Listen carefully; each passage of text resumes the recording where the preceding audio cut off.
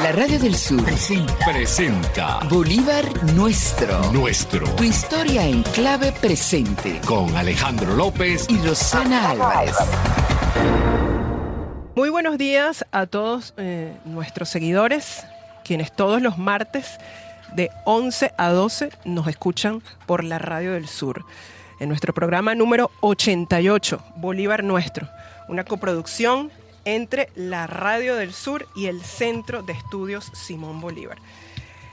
Vamos a saludar por la Radio del Sur a nuestra amiga en la gerencia general, Nieves Valdés, en la gerencia de programación, Tamar Sánchez, nuestro operador, Wilfredo Rojas, y por el Centro de Estudios Simón Bolívar. Este espacio, existe gracias a la producción general de Marian Marrero Hanson, en la asistencia de producción, Luxmar Aular, y quien les habla, Rosana Álvarez. Hoy vamos a dedicar el programa a un personaje que cumplió años ayer y que además, creo que merece una atención importante y especial justamente por haber sido objeto de interesantes polémicas desde el mismo siglo XIX.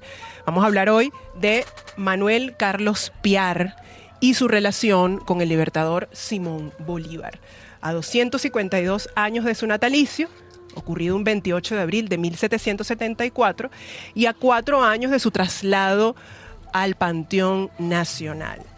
Para hablar de este tema, hoy nos acompaña nuestro queridísimo profesor Aldemaro Barrios, magíster en Historia, doctorante en Historia, licenciado en Ciencias de la Información, periodista, miembro de la Red de Historia, Memoria y Patrimonio y Premio Nacional de Periodismo 2018, mención Derechos Humanos. Además es también investigador del Centro Nacional de Estudios Históricos. Bienvenido, profesor Aldemaro. Gracias, Rosana. Un placer estar aquí con ustedes y volver a esta casa que es mi casa, la Radio del Sur. Maravilloso. Bueno, profesor Aldemaro, hoy lo traemos acá por un tema que, muchos lo abordan desde la polémica historiográfica y hasta la polémica política, ¿no? Esa necesidad que algunos tienen de enfrentar a Simón Bolívar y a Manuel Piar, ¿no? A partir de ese hecho histórico, ese fusilamiento, pues que es innegable, que ocurre en 1817, y con el cual muchos historiadores, afirman que Bolívar logró consolidar su imagen de poder y de control, ¿no? Esa es la versión a la que estamos muchos acostumbrados. Esa es la unanimidad historiográfica. La unanimidad historiográfica que, justifica supuestamente justifica ese fusilamiento de Manuel Carlos Piar, ¿no? Mucho, antes de entrar en tema, es bueno recordar que muchos de los oficiales de Bolívar, el libertador Simón Bolívar, eran pardos, ¿no? Hemos tenido ya 2 programas anteriores a este en donde estuvimos conversando sobre esa constitución de la sociedad colonial, que es la sociedad estratificada y que es la sociedad llena de contradicciones que, Bolívar le toca vivir, y es la sociedad con la que Bolívar también construye nuestra república, ¿no? Entonces, muchos de estos oficiales de alta jerarquía que conformaban el ejército libertador eran pardos. Piar era uno de ellos, de alta jerarquía. Además era un estratega marítimo, de hecho de eso nos hablará el profesor Aldemaro más a fondo. Diríamos que hasta un pionero de la fuerza militar fluvial, tuvo una carrera militar admirable, y sin embargo, nuestra historiografía más tradicional lo ha relegado a un espacio de confrontación y de división, ¿no? Pero no hay que dejar de lado, su participación en la rebelión de Gual y España y su tempranísima integración a la causa libertaria. Profesor Aldemaro, ¿quién fue Manuel Carlos Piar? Fue un marino. Desde la formación militar fue un marino, un soldado, un oficial de alto desempeño militar, no solamente como táctico, sino como estratega. Recordemos que una de las tácticas que se impusieron a partir de la gestión de Piar y a partir de 1817-16 fue las tácticas del contraataque. Uh-huh. Normalmente se hacían las confrontaciones, digamos, al mejor estilo europeo de confrontación paralelas, y en este caso Pierre fue uno de los primeros que utilizó el tema del contraataque. Incluso antes, ¿te acuerdas de aquellas vuelvan caras de paz? Claro, ¿cómo no? Se fue después, pero Pierre ya la usaba.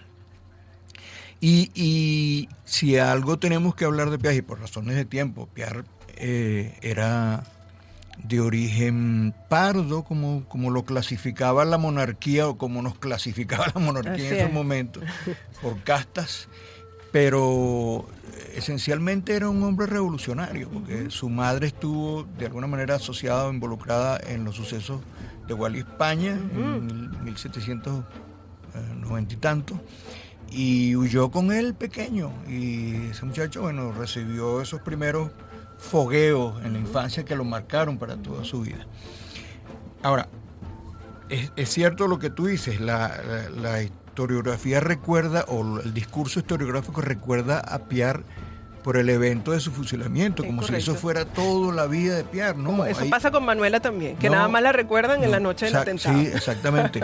No, al contrario, fíjate que queda mucho por descubrir sobre Pierre, y lo digo con responsabilidad porque hemos propuesto incluso la cátedra Manuel Pierre, tanto en Guayana como aquí en Caracas.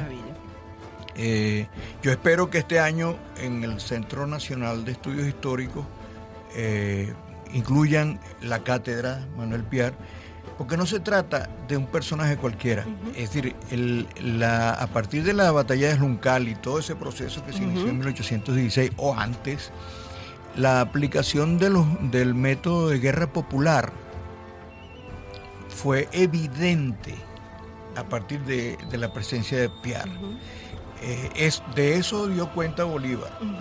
Bolívar era un lector de sus propios, digamos, el lector del ejercicio militar que hacían sus oficiales. Y la integración en la batalla de Juncal de negros, de mujeres a la batalla, como de indios, y eso quedó totalmente mostrado en la batalla de San Félix, con la incorporación de los pueblos originarios de las misiones del Caroní. Bueno, hay incluso revelaciones que indican que cuando las flecheras de los indios de las misiones del Caroní cruzaban el cielo en la batalla de San Félix, se oscurecía.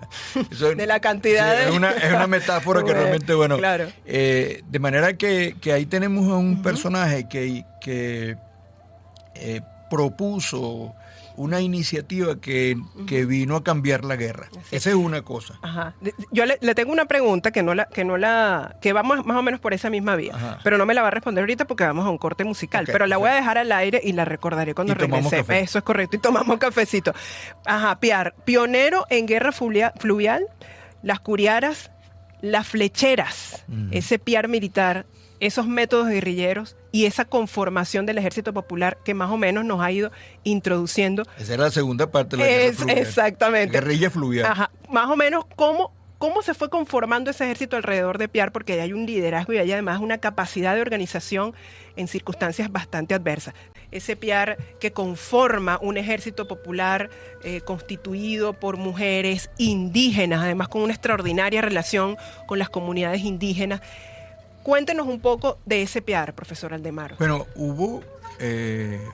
hay suficientes documentos que certifican las distintas proclamas que Pierre, el general en jefe Manuel Pierre, hizo a las comunidades originarias para motivarlos, para integrarlos a la lucha. Y lo hizo. Es decir, lo hizo con los recursos que nuestros pueblos originarios tenían en ese momento. ¿Cuáles eran los recursos? Bueno, la flecha. Pero en el caso yo lo llamo las guerrillas fluviales, creo que tú lo mencionaste también, fue una táctica que los españoles no se esperaban, porque hay que ver lo que significa un enjambre de canoas con flechas y ataques que aparecían o desaparecían en cualquiera de esos caños o áreas aledañas al Orinoco, ¿no? Claro. Entonces, eso da cuenta de la comprensión de un hombre, de la comprensión de la guerra, de un hombre estratega que da fortalezas a luchadores que conocen como el palmo de su mano el terreno donde está. Claro. Esos indios que atacaron las embarcaciones españolas, ahorita no me recuerdo los nombres porque las curiaras. Sí, no, pero las embarcaciones que las españolas, claro, sí. Las flecheras que tenían ellos, pero que fueron duramente azotadas claro. por esta suerte de guerrilla fluvial. Claro. Eso hay que agregar a eso, querida Rosana, que en términos de lo táctico, pero en términos de lo estratégico, cuando la intención de Bolívar era el ataque, como efectivamente debió ser el ataque hacia el centro nervioso militar, político-militar de los españoles, que era Caracas, Piar lo que hace es proponerle una manera distinta, es irse por la periferia, no irse directamente. Irse por la sombrita, pues. Irse por la periferia, atacar las fuentes de logística más importantes, tener acceso al corazón de la América del Sur a través del Orinoco. Claro. Y del Orinoco podía llegar por el Meta perfectamente a Bogotá. O sea que ese punto estratégico que logra todo Bolívar, eso lo vio Piar. Imagínate. Y claro. Bolívar, al mostrárselo en la realidad, dijo, aquí está el hombre. Claro, lo que viene después, lo que inmediatamente vino, porque es casi inmediato, es toda aquella intriga y toda aquella cosa, que yo creo que no es que sea secundario, sino que, Carrera Damos lo llama la estrategia de la violencia, ¿no? La guerra es violencia, claro, obviamente, sí. Pero el hecho de haber fusilado a Piar ante una indisciplina colocaba a Bolívar en el centro de mando de un grupo de hombres que eran difíciles. Claro. Incluso había problemas entre ellos. Mariño, por ejemplo. Mariño estaba prácticamente alzado en Maturín. Totalmente, sí. Y siempre fue, fíjate que Bolívar incluso después de esos eventos del 16, del 17, después del año 21 lo nombra jefe del Estado Mayor en Carabobo. Y a Bermúdez le da una responsabilidad tremenda. A los orientales. Profe, pero ¿se puede hablar de una rivalidad real entre Bolívar y Piar? Claro que sí había. Es que porque no fue poca la admiración que le profesó el Libertador a Piar, ¿no? Le reconoció su Claro, entonces ahí es donde tú dices, oye, es que este cuento hay que echarlo para que porque para los historiadores esto es comprensible, pero para el común, para el pueblo común que todavía tiene que conocer estos detalles de nuestra historia patria, es interesante. Como un hombre como Bolívar fue capaz de hacer una gestión dura porque un fusilamiento, un hombre de la calidad de Piar es terrible para el jefe de mando, ¿no? Para el comandante o en jefe del ejército.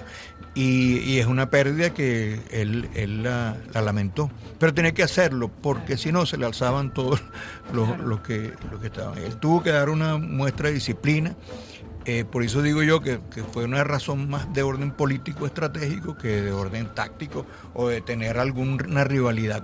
Esas mentiras las han tratado de colocar por allí y uno ve constantemente. Yo para venir a este programa, que tenía un poco olvidado a Piar, pero volví otra vez y observo que en el relato historiográfico de los tótems de este país en historia todavía permanecen esas pequeñeces de la intriga. Esa no es la valoración. De hecho, yo en programas anteriores, profesor, yo cité incluso, tuvimos aquí a Rocío Castellanos, una historiadora, investigadora, cuyo tema de desarrollo son justamente los pardos.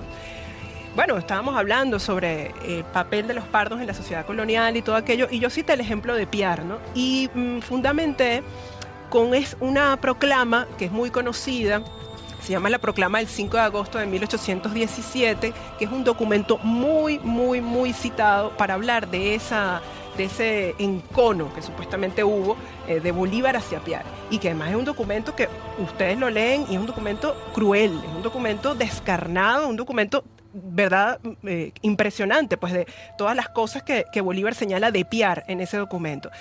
Pero resulta que recientemente me enteré que la veracidad de ese documento es cuestionada. ¿Y cómo te enteraste? Bueno, Me dijeron por ahí, Mira, no, usted mismo, cuéntenos un poco esa.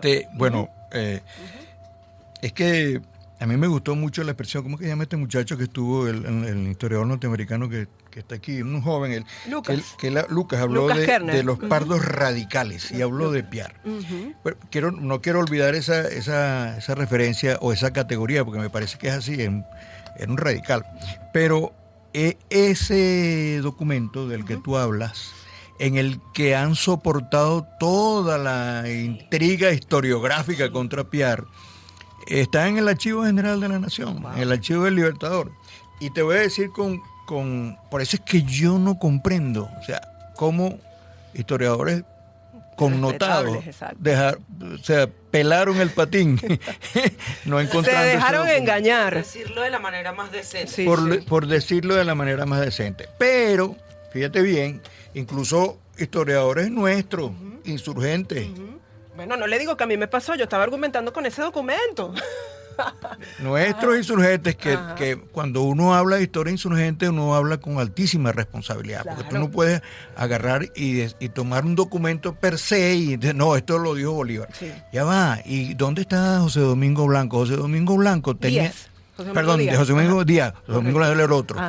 José Domingo Díaz tenía la tarea encomendada por Morillo, el jefe de los realistas, de crear documentos para desinformar a la población en primer lugar, y en segundo lugar crear intrigas entre los patriotas, sobre todo los jefes patriotas. O sea, crear fake news. Y ese documento del que tú hablas, que es el manifiesto a los venezolanos, el 5 de agosto de 1817. Lo primero, cuando tú ves ese documento, que tú si has leído a Bolívar en sus maneras de ser... es muy violento. Tú dices, no, ese no es Bolívar. Es correcto, ese documento Bolívar es muy cruel. Incluso, fíjate que hay otro documento, cuando tú lo comparas, otro documento de octubre, que es la proclama a los venezolanos a partir del fusilamiento de Piar. Bolívar lo hace con el dolor con que se expresa, pero con la elegancia y el estilo de Bolívar. Claro. Ese documento del 5 de agosto es apócrifo, lo estoy diciendo yo, pero hay más todavía. En este libro, que es Estancia de una existencia provechosa del general Héctor Bencomo Barrios, él, que fue el custodio del archivo del Libertador por muchísimos años, llegó a determinar que ese documento fue escrito en 1833. Imagínese, ni siquiera es del tiempo... No. O sea, ese documento está forjado, sin duda alguna. Bueno, primero, en la marca de agua que tiene el papel, aparece la marca de la fábrica de papel, que es en Londres, la Acton Hill creo que se llama, y la fecha de producción del papel es en 1832. Muchísimo posterior. Más de 15 Pero es que además de eso, cuando esto lo he discutido yo, lo discutíamos con Jorge Berrueta, el profesor Jorge Berrueta, que era entonces director del Archivo General de la Nación, y había todas las dudas.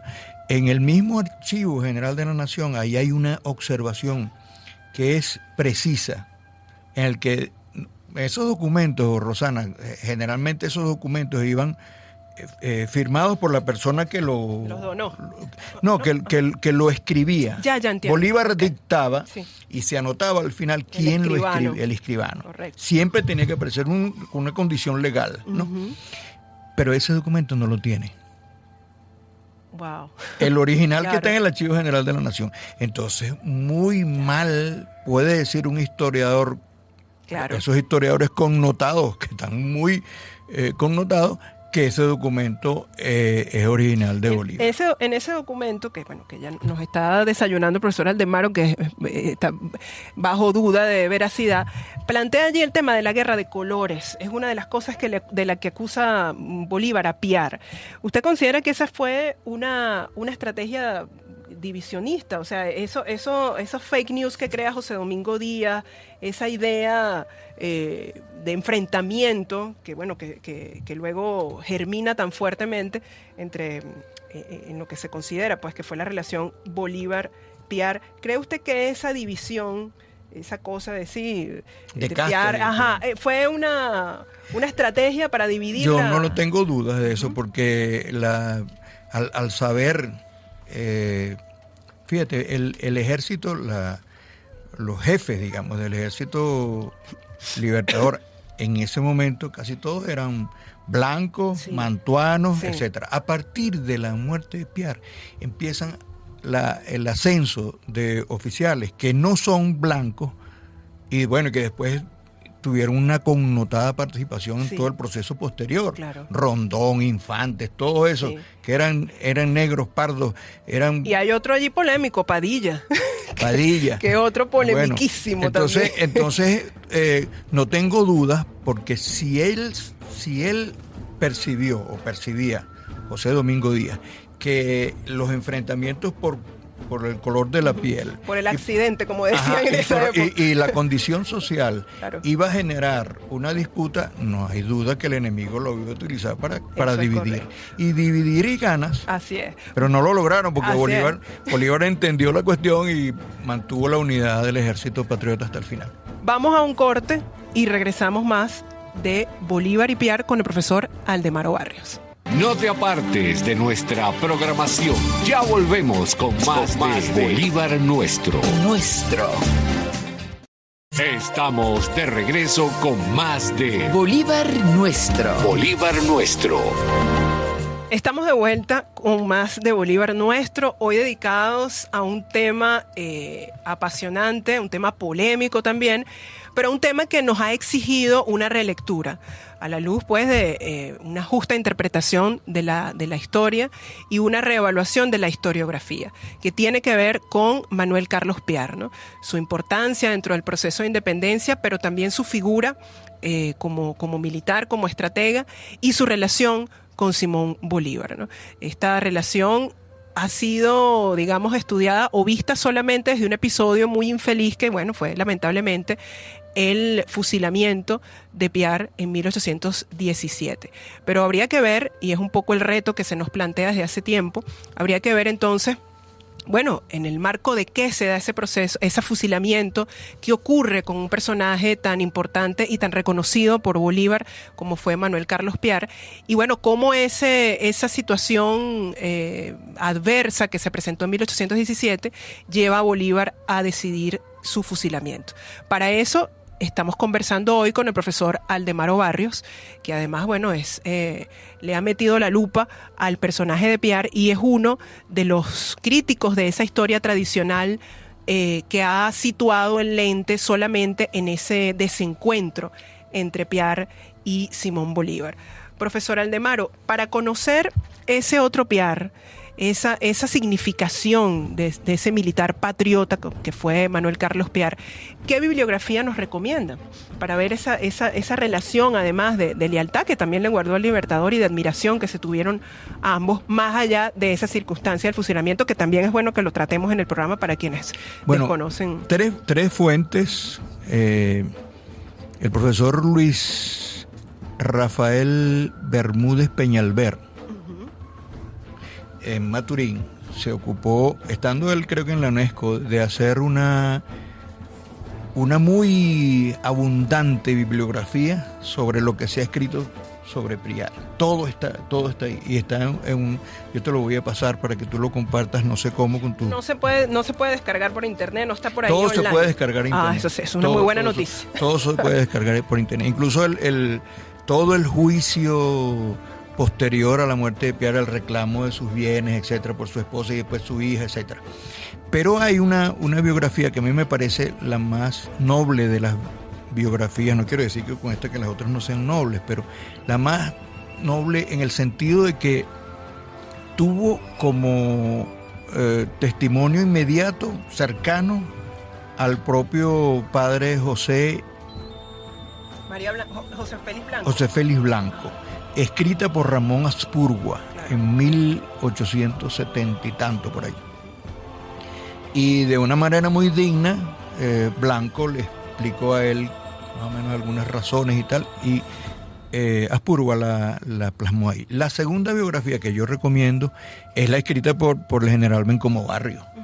No hay duda, es decir, él hace una una aproximación en el orden táctico militar de las tácticas de contraataque de Piar, de eso, de la periferia, en vez de lo central, del reconocimiento de la capacidad logística que tenía Guayana por efecto del río Orinoco, río Meta, el Atlántico, etcétera. Y luego las revelaciones que él hace ahí sobre esos documentos apócrifos, que bueno, ya es hora de que no lo utilicen más porque pues están mintiendo, definitivamente. ¿vale? Por favor. Sí. Esas tres fuentes, yo te puedo pasar, me comprometo contigo en pasarte, lo pasaste a Marián, este trabajo del profesor Peñalver, que es extraordinario. Hay unas biografías, unos trabajos en Guayana de los Valdés Mederico, tanto de Antonio como de Alonso, que en paz descanse, pero Antonio se ocupó de recuperar esos materiales, sobre todo las proclamas de Piar con relación a las misiones del Caroní. Y también acaba de publicar ahorita, y creo que la van a reeditar porque faltaron ahí algunas biografías como la de Bencomo Barrios, eso de las biografías de Piar. Piar va a tener mucho que decir todavía, por eso es que la propuesta, y me das la oportunidad de hacerle promo a esto, que es necesario investigar sobre los métodos, sobre las tácticas, porque uno no puede decir, mira, no, eso hace de 200 años, no, vale, eso tiene vigencia. Tiene vigencia, ¿cómo no? El sistema de contraataque era el sistema de Chávez. Déjalo que se desgaste y después venimos. Claro, ciertamente. Bueno, y profe, veo que tiene una condecoración, la Orden Manuel Piar. Que se la dieron en el 2022. En el 2022 en San Félix, Guayana. Bueno, a un grupo de los que estuvimos en el equipo de trabajo para llevar los restos de Piar, que por fin, tanto tiempo después. Incluso fíjate qué suerte ha tenido lo de Piar, porque el presidente Maduro lo había anunciado en 2017, cuando se cumplieron los 200 años. Claro, por supuesto. Pero eso quedó ahí, y hasta que, bueno, y recuerdo yo que estábamos Alexander Torres Iriarte, te puedo decir esta anécdota, Jorge Berrueta, y entonces nos invitan a dictar unas conferencias en San Félix, y entonces los tres, bueno, ¿qué tema vas a tocar tú? ¿Y qué tema vas a tocar tú? Yo voy a tocar esto. Y yo les digo, bueno, ¿y cuál es el tema central de todo esto? Es Piar. Claro. Entonces ahí, eso fue como que, levantó la tapa del como dicen los llaneros cuando no afinan con los periquitos, sino que lo afinan por tono. Se le levantó la tapa al arpa.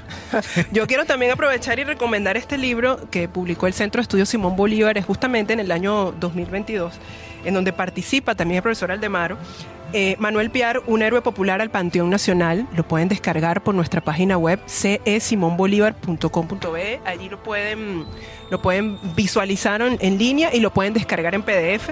Tiene además ensayos de Asdrúbal González, de Antonio José Valdés Mederico, que ya lo mencionó el profesor Aldemaro también, Alonso Hipólito Valdés Mederico también, son un par de hermanos, y por supuesto, exacto. Son hermanitos mayores. Son hermanos de nuestra querida Nieves Valdés. Saludos a Nieves. Ciertamente. Yo mandé un mensaje que estaba por aquí. Es cierto. Y por supuesto, bueno, un extraordinario artículo de Héctor Bencomo Barrios que, bueno, no podemos dejar de revisar. No, tú sabes que me permito de recomendar también el libro que no lo he leído porque apenas lo estoy bajando, el libro de Rocío Castellano, porque el de Pardos Infidentes Insurgentes. Porque ese es un gran tema que fíjate que veníamos con todos los alzamientos de los esclavizados en el siglo XVI, XVII, XVIII, o XVI, no, XVII y XVIII, y entonces de repente se desapareció. ¿Qué se hicieron? No, bueno, ahí estaban, ahí siguieron. Correcto. Sí, así es. Bueno, recordando justamente que el presidente Nicolás Maduro el 28 de abril del año 2021 es cuando aprueba, aun cuando, como decía el profesor Aldemaro, en el 2017 se había ya hecho la propuesta. Entonces el 28 de abril del 21 es cuando se aprueban el traslado de los restos simbólicos de Manuel Carlos Piar al Panteón Nacional en el marco de su natalicio número 240. 1948, ¿no? Esa fue la fecha escogida. Y ahí ocurre otro hito de reconocimiento, solo que en otro contexto, que es el de la incorporación de su imagen al Palacio Federal Legislativo, a la Galería de Héroes, que ocurre en el año 1913. Pero eso ocurre como una suerte de bueno, para que se calmen las aguas revueltas en torno a esa polémica de Manuel Carlos Piar, ¿no? Que no estaba dentro del Panteón de Héroes, y se le encarga a Pablo Hernández Zurita, un pintor valenciano, la realización de esta pieza, que además se conserva, se somete a restauración y conservación en el año 2008. Así que bueno, si tienen la oportunidad de visitar el Palacio Federal Legislativo, allí en la Galería de Héroes, pueden ver un retrato de 1,30 por 98 centímetros dedicado al rostro de Manuel Carlos Piar. Profesor Aldemaro, usted habla mucho de la batalla del Juncal. Es una batalla que es clave para conocer el desempeño que luego Bolívar le va a reconocer a Piar, ¿no? Esa batalla que fue como el punto de partida para dimensionar esa capacidad de Piar en la guerra.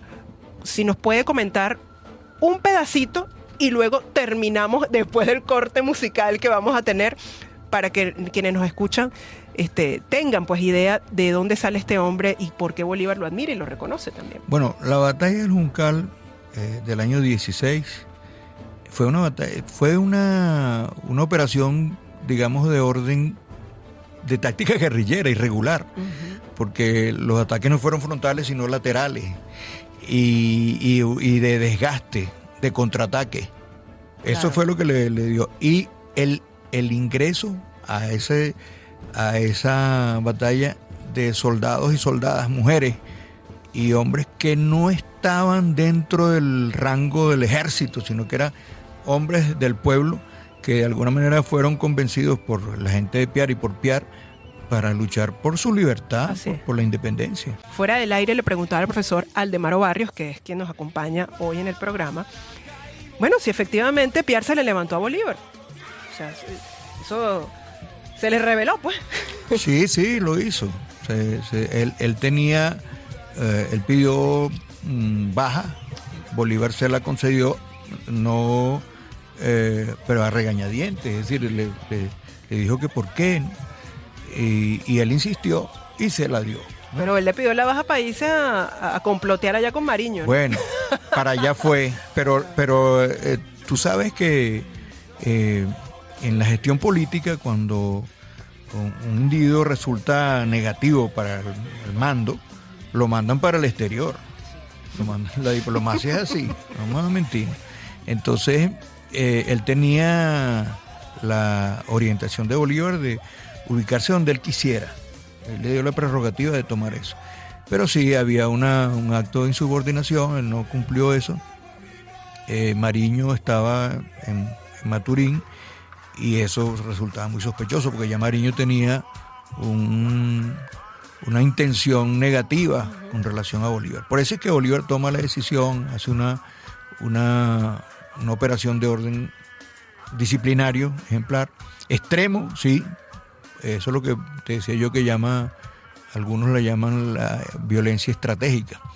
Y hubo lo que ocurrió. Pero hay que reconocer que Bolívar entendía la discusión que había entre el padre Blanco, que por cierto tenía familiaridad con Bolívar, y además era de su confianza de muy pequeña, de muy joven, y quizás Piar percibió que fue superpuesta o justapuesta su condición de general en jefe que le pasaron por encima. Le pasaron por encima. Y no fue así. Bolívar, hay una cantidad de documentos que muestran que Bolívar le recomendó a Blanco estar para las órdenes de Piar. Pero ya estaba una resolución tomada de parte de Piar y ocurrió lo que ocurrió. Lo que sí es cierto y no debemos olvidar y tampoco dejarlo en el olvido son los aportes que hizo Piar. Correcto. a el tema táctico y estratégico de la guerra de independencia. Sin la batalla de San Félix, sin el triunfo de la batalla de San Félix, sin las victorias en Guayana, no pudo Bolívar tener la fortaleza que tuvo para llegar hasta la Nueva Granada, emprender toda la campaña hacia el norte, esa labor titánica de tomar por asalto el centro, por otro lado, por donde menos se lo esperaba. Y bueno, y eso en parte se le debe a Piar, claro. Y también a Cedeño, que fue el primero que se dio cuenta y que vivía en Caicara y que sabía todo el movimiento y la significación del gran río Orinoco, a los efectos del traslado de logística militar. Claro. Profe, usted tiene en el libro que cité hace unos minutos, permítamelo para recordarle, aquí está. Ajá. Aquí abajito. Okay. En el libro que le recomendé, Piar, un héroe del Panteón. Manuel Piar, un héroe popular al Panteón Nacional.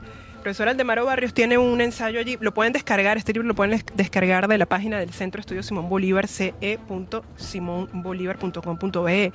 Usted allí hace una síntesis, ¿no?, de cómo debemos los venezolanos leer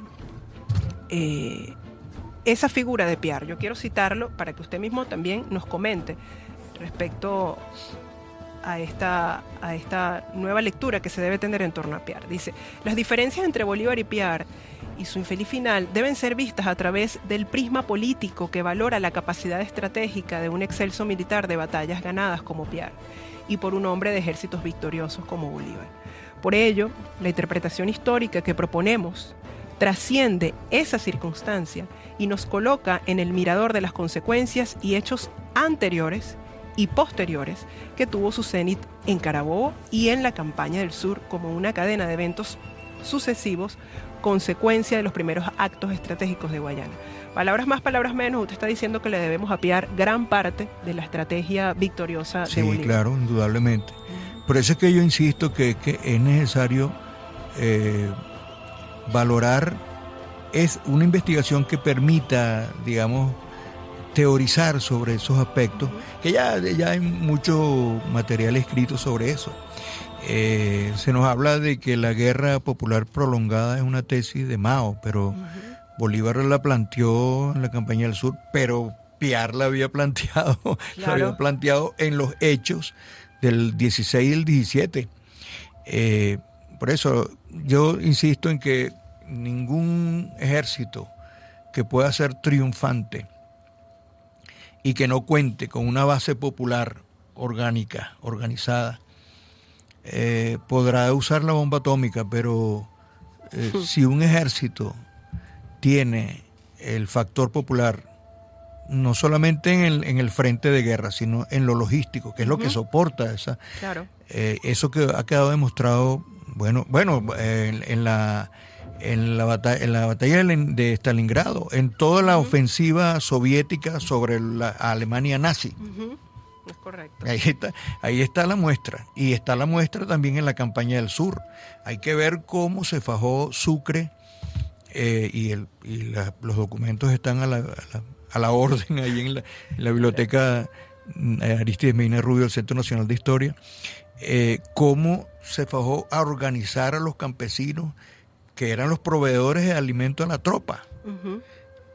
Pero no solamente eso, sino todos los circuitos o redes de información y contrainformación que ellos necesitaban para poder soportar una guerra en tan difíciles condiciones. De manera que tú ves que lo que está detrás de ese concepto de guerra popular que Piar lo puso en práctica, hay que reconocérselo. Así es. Pero hay quienes se concentran en ese episodio del fusilamiento y preguntan incluso si era necesario que Bolívar tomara esa decisión tan extrema. O sea, porque lo pudo haber castigado, pues, pero... No, bueno, hay que estar en las circunstancias de Bolívar y de ese momento histórico. Las órdenes, digamos, los manuales que tenían eran sumamente estrictos, y tenía que ser así porque era una guerra muy encarnizada, pero no hay que dejar de mirar el aspecto estratégico, no hay que dejar de mirar los aportes que hizo Manuel Piar al proceso de la lucha de independencia, y eso lo reconoce Fíjate que hay un trabajo de Yolanda Salas sobre los mitos acerca de Piar y todo eso. Es fascinante cómo en Guayana y en el Oriente en general hay una admiración tremenda por Piar. Sí. Más no hay factores, digamos, de historiográficos que han incidido sobre todo en descalificar a Bolívar utilizando ese episodio. Correcto. Pero eso no lo siente el pueblo de Guayana. Guayana admira a Bolívar, admira a Piar, y insisto, que la red de Historia, Memoria y Patrimonio, tanto de Anzoátegui, Monagas, como del Tamacuro o Sucre y de Bolívar, tienen que generar procesos de investigación en los que se revelen todos estos elementos. Es correcto.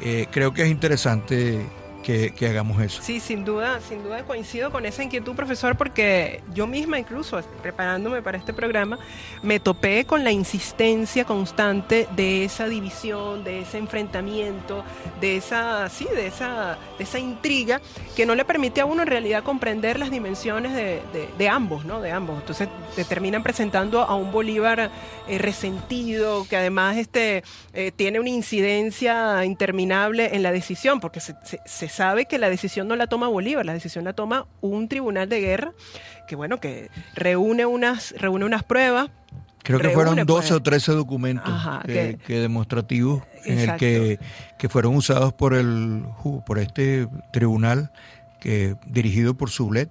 Correcto. Para determinar lo que determinó. Entonces, definitivamente, la historia más bien nos convoca a recordar, como usted decía en un artículo que leí recientemente, lo trascendente de Piar, ese Piar trascendente que más allá de ese episodio triste, de ese episodio, necesario y en el contexto de una guerra que es importante entender, pues recordar el Piar estratega, recordar el Piar leal, militar y recordar ese Piar que fue una pieza clave dentro del proceso de liberación de América, definitivamente, no solo de Venezuela, sino de América toda. Bueno, nosotros llegamos hasta el final de este programa Bolívar Nuestro. Le agradecemos al profesor Aldemaro Barrios su presencia, sus reflexiones, sus extraordinarios aportes a la historiografía crítica y oponerse a esas versiones tradicionales divisionistas.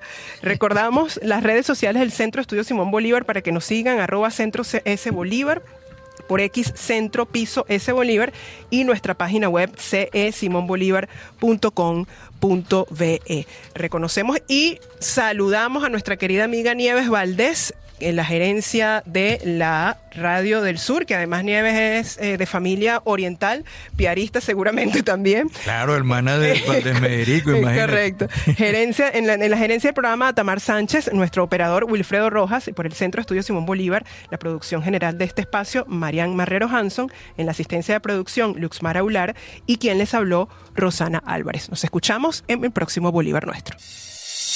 Llegamos al final de Bolívar Nuestro. Tu historia en clave presente. Con los mejores cuentos sobre nuestro libertador Simón Bolívar. Los esperamos de nuevo el próximo martes.